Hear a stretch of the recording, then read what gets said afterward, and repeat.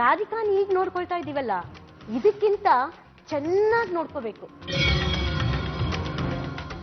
ಆದ್ರೂ ಅಜ್ಜಿ, ಈ ಮನೆಯಲ್ಲಿ ಕೆಲವೊಂದು ವಕ್ರದೃಷ್ಟಿಗಳಿವೆ.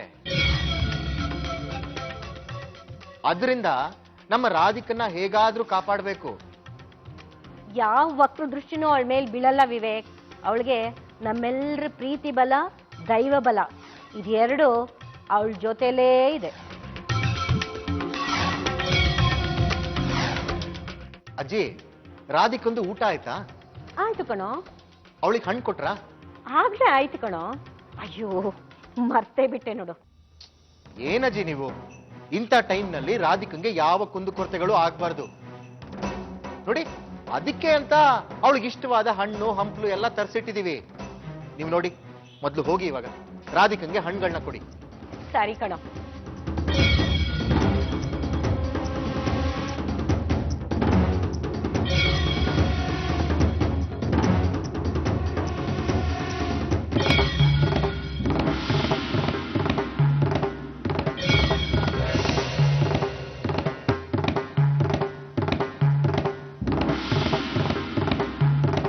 ಭಾವ,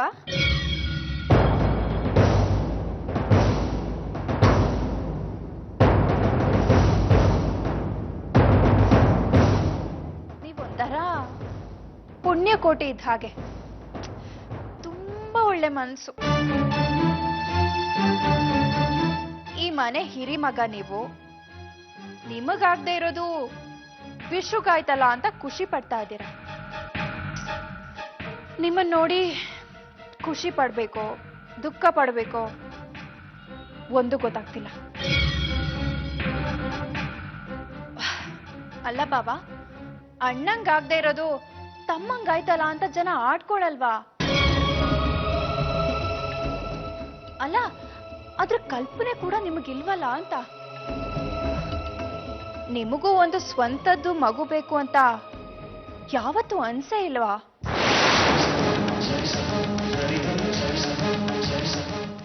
ಬಾವಾ, ನಮ್ದು ಅಂತ ಅನ್ಕೊಂಡ್ರೆ ಅದು ಯಾವತ್ತೂ ನಮ್ದಾಗಲ್ಲ. ಬಹುಶಃ ನಮ್ದು ಅಂತ ಅನ್ಕೊಳ್ಳೋದು ನಿಮ್ದು ದೊಡ್ಡ ಗುಣ ಅಂತ ಅನ್ಸುತ್ತೆ.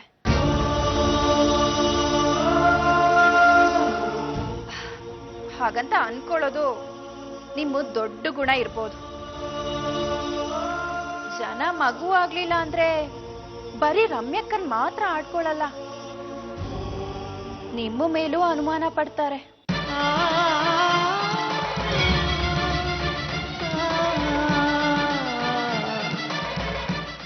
ನಿಮಗೆ ಅವಮಾನ ಆಗೋದನ್ನ ನಮ್ಮಿಂದ ಅಂತೂ ನೋಡೋದಕ್ಕಾಗಲ್ಲಪ್ಪ.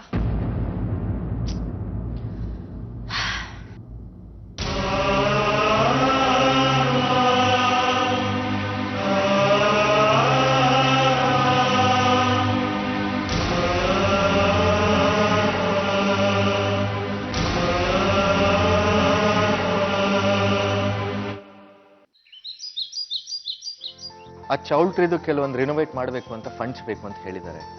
ಅದು ಅಮೌಂಟ್ ಎಂಟ್ರಿ ಮಾಡ್ಕೊ. ನಾನು ವಿಶ್ವ ಹತ್ರ ಮಾತಾಡ್ಬಿಟ್ಟು ಚೆಕ್ ರೆಡಿ ಮಾಡಿಸ್ತೀನಿ. ರುಕ್ಕು, ಕೆಲಸ ಇನ್ನು ಮುಗಿಲಿಲ್ವಮ್ಮ? ದೇವಸ್ಥಾನಕ್ಕೆ ಹೋಗೋಣ, ಹೊತ್ತಾಯ್ತು. ಎಲ್ಲ ಕೆಲಸ ಮುಗೀತು ಅಂತೆ. ದೇವ್ರ ಮನೆಯಲ್ಲಿ ದೀಪ ಹಚ್ಚೋದೊಂದು ಬಾಕಿ ಇದೆ ಅಷ್ಟೇ. ಸರಿ ಸರಿ, ಬೇಗ ರೆಡಿ ಆಗು, ಹೊತ್ತಾಯ್ತು.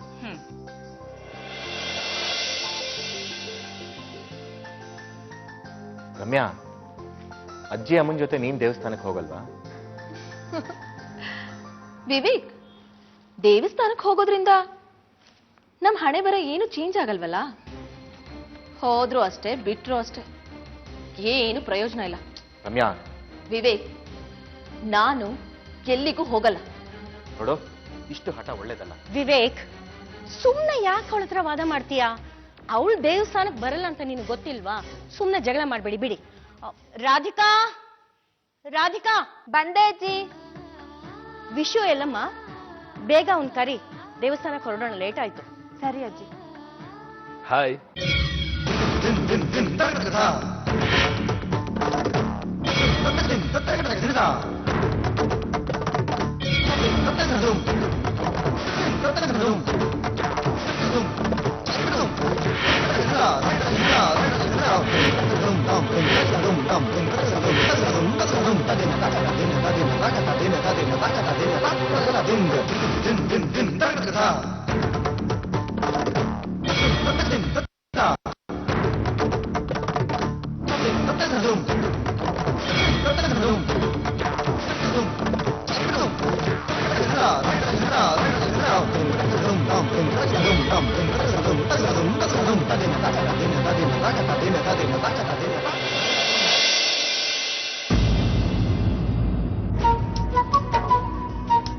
ಶಾಂತನು,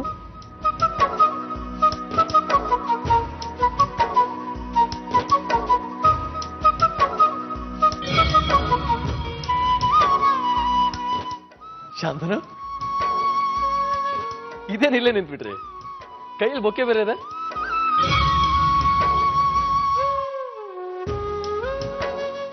ಸರಿ, ಬನ್ನಿ ಬನ್ನಿ.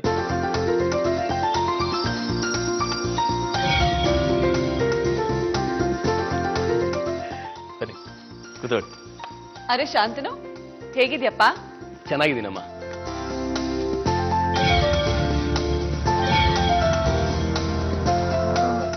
ವಿಶು, ನಿಮ್ಮ ಮನೇಲಿ ಎಲ್ಲರೂ ಖುಷಿಯಾಗಿದ್ದಾರೆ.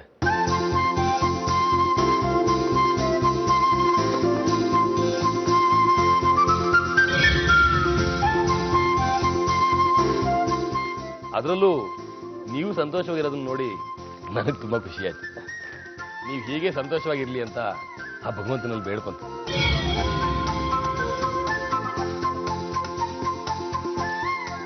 Thank you Shantanu. ನೀವು ಬಂದಿದ್ದು ತುಂಬಾ ಖುಷಿ ಆಯ್ತು. ಹೌದಾ ವಿಶು?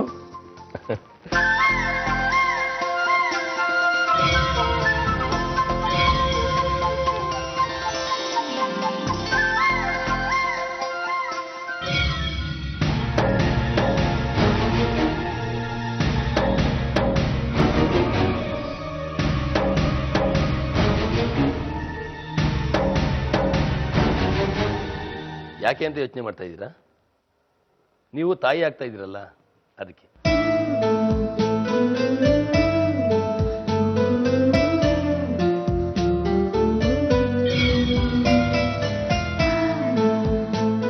ಪ್ಲೀಸ್.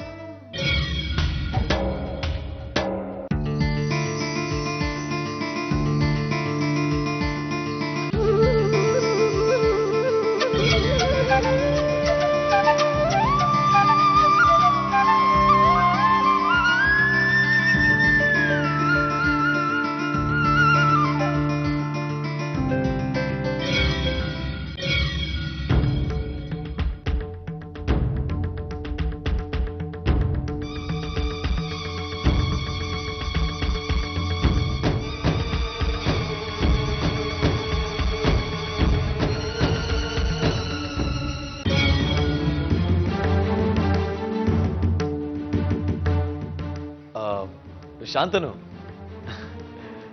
ರಾಧಿಕಾ ತಾಯಿ ಆಗ್ತಿದ್ದಾಳೆ. ಅವಳಿಗೆ ಬೊಕ್ಕೆ ಕೊಟ್ಟು ವಿಶ್ ಮಾಡಿದ್ರಿ. ನಾನು ತಂದೆ ಆಗ್ತಾ ಇದ್ದೀನಿ. ಆ ಇನ್ನೊಂದು ಬೊಕ್ಕೆ ನನಗೆ ತಾನೆ? ನೋ ವಿಶು, ಈ ಬೊಕ್ಕೆ ನಿಮ್ಗಲ್ಲ. ಮತ್ತಾರ್ಗ ಬೊಕ್ಕೆ?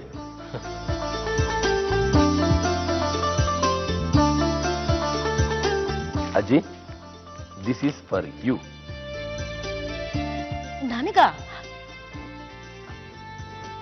ನನಗೆ ಯಾಕೆ ಈ ಬೊಕ್ಕೆ ಅಂತ ಹೇಳ್ಬೋದಾ?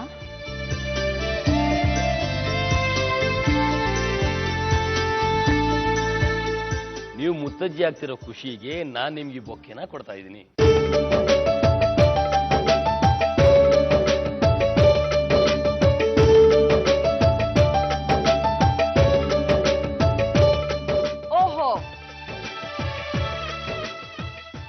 ಅಜ್ಜಿ ಮುತ್ತಜ್ಜಿ ಆಗ್ತಿರೋದಕ್ಕೆ ಬೊಕ್ಕೆ ಕೊಡ್ತಾ ಇದ್ದೀರಾ? ಆದ್ರೆ ನಾನು ಫಸ್ಟ್ ಟೈಮ್ ಅಜ್ಜಿ ಆಗ್ತಾ ಇದ್ದೀನಲ್ಲ, ನನ್ಗೆಲ್ಲಿ ಬೊಕ್ಕೆ? ಅದ್ ಹಾಗಿರ್ಲಿ, ನಾನು ದೊಡ್ಡಪ್ಪ ಆಗ್ತಾ ಇದ್ದೀನಿ, ಅದಕ್ಕೆಲ್ಲಿ ಬೊಕ್ಕೆ?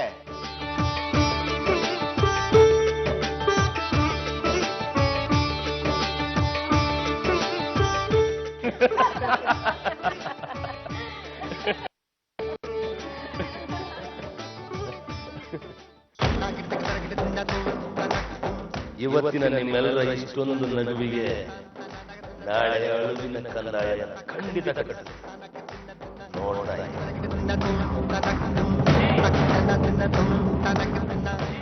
ಶಾಂತನು ಅವಾಗಿಂದ ನಿಂತೇ ಇದೆಯಲ್ಲ, ಕೂತ್ಕೋಪ.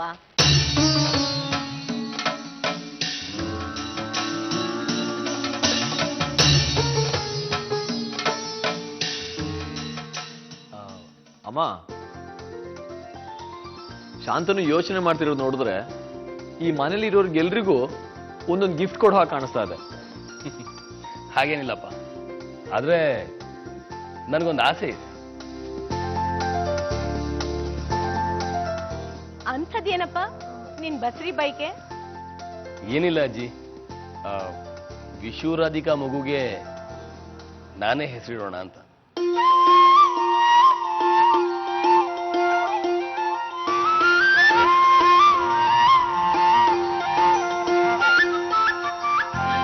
ವಿಶು, ನನ್ನ ಆಸೆ ಈಡೇರುತ್ತಲ್ವಾ? ನಮ್ಮನೇಲಿ ಮಗು ಹುಟ್ಟಿದ್ರೆ ಅದಕ್ಕೆ ಅಜ್ಜಿನೇ ಹೆಸರಿಡೋದು. ಅದ್ರಲ್ಲೂ ನನ್ನ ಮಗುಗೆ ಹೆಸರಿಡ್ಬೇಕು ಅನ್ನೋದು ಅಜ್ಜಿ ದೊಡ್ಡ ಆಸೆ. ಗರ್ಲ್ ಫ್ರೆಂಡ್, ನೀನೇನ್ ಹೇಳ್ತೀಯಾ?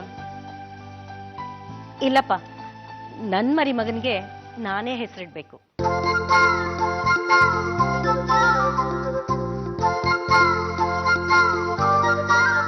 ನನ್ನ ಫ್ರೆಂಡ್ ಮಗುಗೆ ನಾನೇ ಹೆಸರಿಡ್ಬೇಕು ಅಜ್ಜಿ.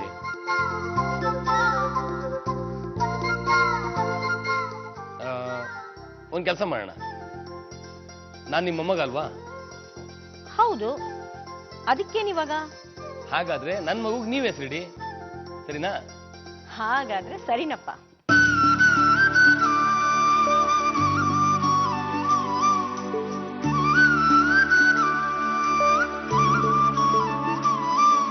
ನೀವೆಲ್ಲರೂ ಇದೇ ರೀತಿ ಯಾವಾಗಲೂ ಖುಷಿ ಖುಷಿಯಾಗಿರಿ.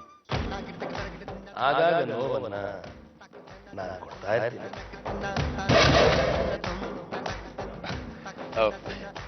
ಸರಿ, ಹಾಗಾದ್ರೆ ನಾನು ಬರ್ತೀನಿ. ಒಳ್ಳೇದಾಗ್ಲಪ್ಪ. ವಿಶು,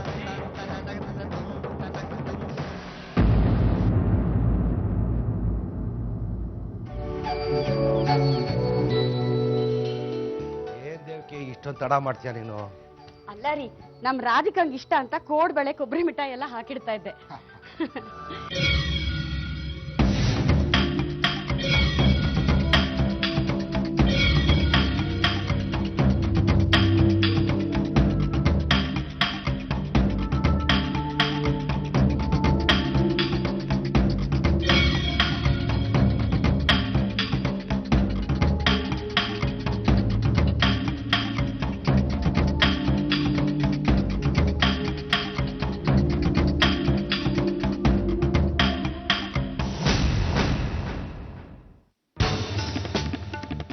ಏನಮ್ಮ, ಎಲ್ಲೋ ಹೊರಟ್ರ ಹಾಗಿದೆ? ನಾನು ನಿಮ್ ಜೊತೆ ಬರ್ತಾ ಇದ್ದೀನಿ.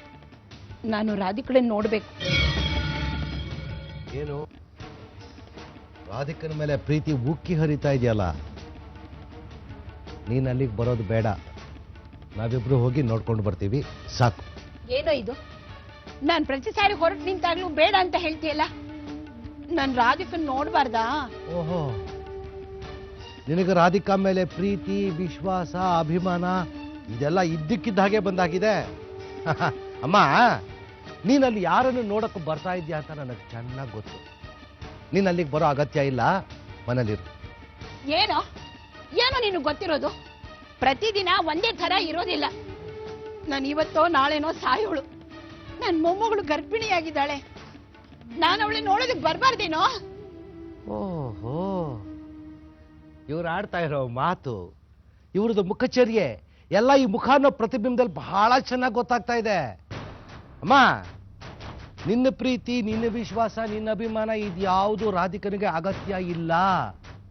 ನೀನು ಅಲ್ಲಿಗೆ ಬರೋದು ಬೇಡ, ನೀನು ಮನೇಲಿರು. ಅರ್ಥ ಆಯ್ತಾ? ದೇವ್ಕಿ, ರೆಡಿ ಹೋಗೋಣ. ಇನ್ನೊಂದು ಮಾತು, ಬಹಳ ಮುಖ್ಯವಾದ ಮಾತು. ಅವತ್ತು ನಾವು ದೇವಸ್ಥಾನಕ್ಕೆ ಹೋದಾಗ ನಾವು ಹೋದ್ಮೇಲೆ ನಮ್ಮನ್ನು ಹಿಂಬಾಲಿಸ್ಕೊಂಡ್ ಬಂದಿಯಲ್ಲ, ಹಾಗೇನಾದ್ರೂ ಇವತ್ತು ಮಾಡಿದ್ರೆ ಪರಿಸ್ಥಿತಿ ಸರಿ ಇರೋದಿಲ್ಲ. ಕೊನೆ ಎಚ್ಚರಿಕೆ ಕೊಡ್ತಾ ಇದ್ದೀನಿ. ದಯವಿಟ್ಟು ಗೌರವವಾಗಿ ಹೇಳ್ತಾ ಇದ್ದೀನಿ, ಒಳಗೆ ಹೋಗು. ಅರ್ಥ ಆಯ್ತಾ? ನಡೀದೆ ಬರೋ ಹಾಗಿಲ್ಲ.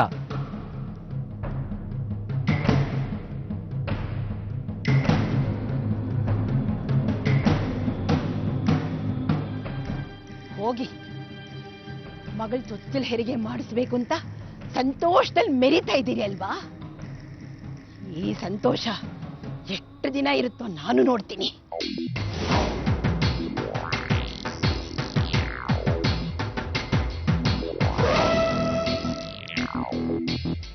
Coffee thank you. ನಿನಗೆ? ಆಯ್ತು.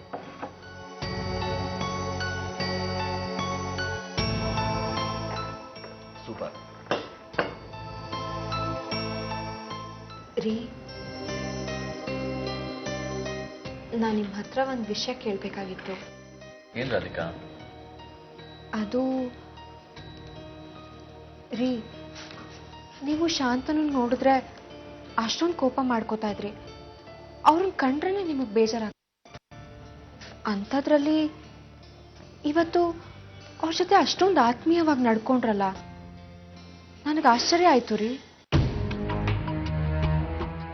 ಹೌದು ರಾಧಿಕಾ, ನಾನು ಆಕ್ಚುಲಿ ಶಾಂತನು ಅವ್ರನ್ನ ತುಂಬಾ ತಪ್ಪಾಗಿ ತಿಳ್ಕೊಂಡಿದ್ದೆ. ಅವ್ರು ಅವತ್ತು ನಮ್ಮ ಮನೆಗೆ ಬಂದು, ಅದರಲ್ಲೂ ನಮ್ಮ ರೂಮಿಗೆ ಬಂದು ನಿನ್ನ ಜೊತೆ ಮಾತಾಡಿದ್ಮೇಲೆ, ಅದಕ್ಕೋಸ್ಕರ ಚಿಕ್ಕಪ್ಪ ನಿನಗೆ ಬೈದ್ರು ಅಂತ ಗೊತ್ತಾದ್ಮೇಲಂತೂ ನನಗೆ ತುಂಬ ಕೋಪ ಬಂತು. ಅದೇ ಕೋಪದಲ್ಲಿ ನಾನು ಅವ್ರ ಮನೆಗೆ ಹೋಗಿ ಜಗಳನೂ ಮಾಡಿದೆ. ಅವ್ರ ಮನೆಗೆ ಹೋದ್ಮೇಲೆ ಗೊತ್ತಾಗಿದ್ದು ಅವ್ರ ಹೆಂಡತಿ ಸತ್ತೋಗಿದ್ದಾರೆ ಅಂತ.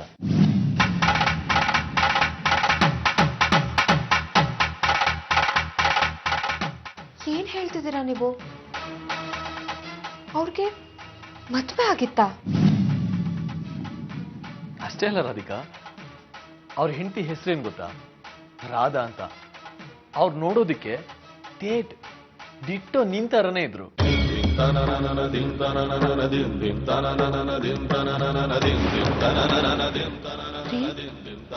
ನಿಜ ಹೇಳ್ತಿದ್ದೀರಾ ನೀವು?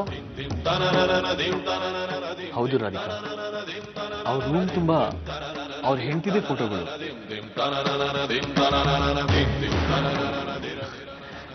ಅವ್ರ ಹೆಂಡತಿನ ಎಷ್ಟು ಪ್ರೀತಿಸಿದ್ರು ಅಂತ ಅವ್ರ ಮನೆಗೆ ಹೋದ್ಮೇಲೆ ನನಗೆ ಗೊತ್ತಾಗಿದ್ದು. ಪಾಪ ಅವ್ರ ಹೆಂಡತಿ ನೆನಪಲ್ಲೇ ಅವ್ರು ತುಂಬಾ ನೋವು ಅನುಭವಿಸ್ತಾ ಇದ್ರು. ಅವ್ರ ಹೆಂಡತಿನೂ ಶಾಂತನು ಅವ್ರನ್ನ ಅಷ್ಟೇ ಪ್ರೀತಿಸ್ತಾ ಇದ್ರಂತೆ.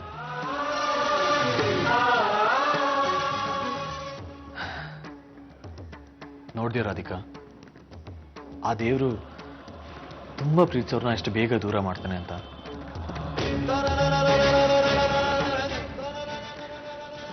ಶಾಂತನವ್ರ ಸ್ಥಿತಿ ನೋಡ್ತಾ ಇದ್ರೆ ಪಾಪ ಅನ್ಸತ್ತೆ.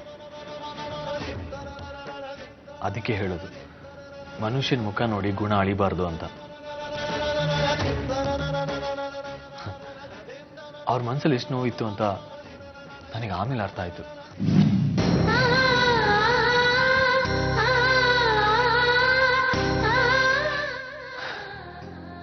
ಅಂತೂ ತುಂಬಾ ದಿನಗಳ ನಂತರ ನನಗೊಬ್ಬ ಒಳ್ಳೆ ಸ್ನೇಹಿತ ಸಿಕ್ಕಿದ. ನನಗಂತೂ ತುಂಬಾ ಖುಷಿ ಆಯ್ತು ರಾಧಿಕಾ.